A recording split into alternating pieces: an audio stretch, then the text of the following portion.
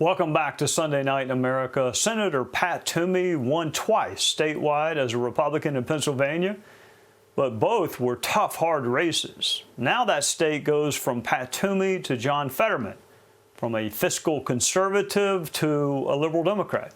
How did that happen? Senator Toomey joins us now. Senator, thank you so much for joining us on a Sunday night. You won twice, but if I recall correctly, both were tough, hard races. So how did you succeed where Dr. Oz and others were not able to? Well, Trey, thanks for having me. Yeah, my races were close. They were tight. I won by about 2% the first time, a little less than that the second time. But honestly, I think the story of this election cycle was flawed candidates. I mean, at the top of the ticket in Pennsylvania, we had a gubernatorial nominee who lost by 15 points.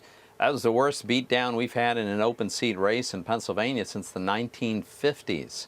And, you know, I think Dr. Oz was actually a good candidate, ran a good race, but he couldn't overcome that kind of headwind. He got within 3.5, which is a heck of a lot closer than the top of the ticket, but it was just too much headwind. By the way, it also cost us, I think, 3 House seats. We were very competitive in 3 House seats. And let's remember, you don't get an environment that's more favorable than this very often. What a spectacular failure the Biden administration has been. People see that, they get that, and yet they still voted against us in Pennsylvania. I mean, we had some bright spots around the country in other states, Florida being the leading example. But boy, it was a long, painful night in Pennsylvania. Yeah, you know, Senator, you put your finger on it. Almost every conceivable tailwind seemed to be with the Republicans. History, right track, wrong track, the economy. You mentioned your gubernatorial candidate. I guess those of us that don't live in Pennsylvania, how did he win the nomination? Were there other candidates that, I mean, was it close? How do you factor general election electability as a primary consideration?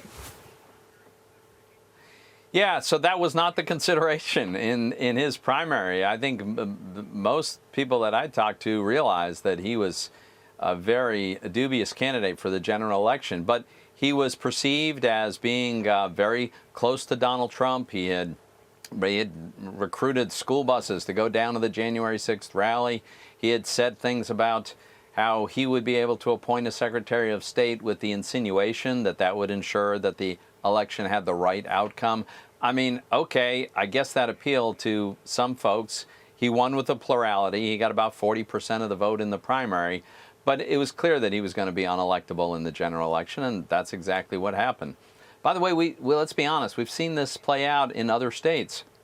Candidates that were seen as ultra all about the previous president and relitigating the last election, they went down in flames, even in many cases where conventional Republicans, including conservative Republicans, were winning big.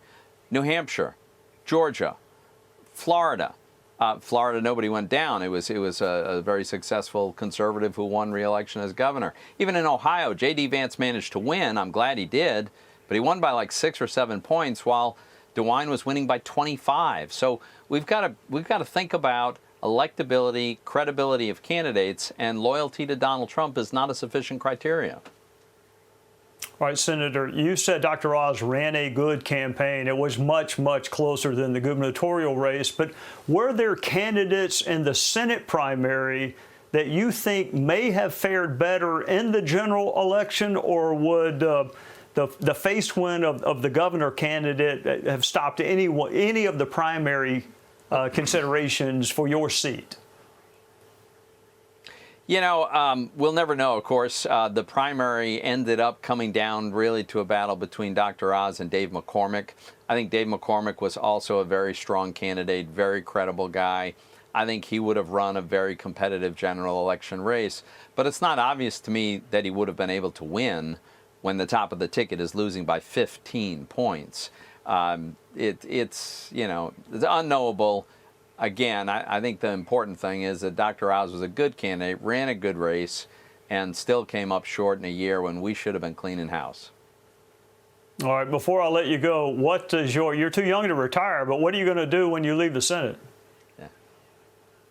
Yeah, so I'm going to have to figure that out in January. I've got nothing lined up, Trey, and by design, I didn't want to have any conflicts or perceived conflicts, so I'm waiting, and I hope to have a lot of things to consider and pursue come the new year, but it'll have to wait till then. We'd love to have you move to South Carolina. I'll show you all the golf courses we have. Thank you for joining us on a Sunday night, Senator.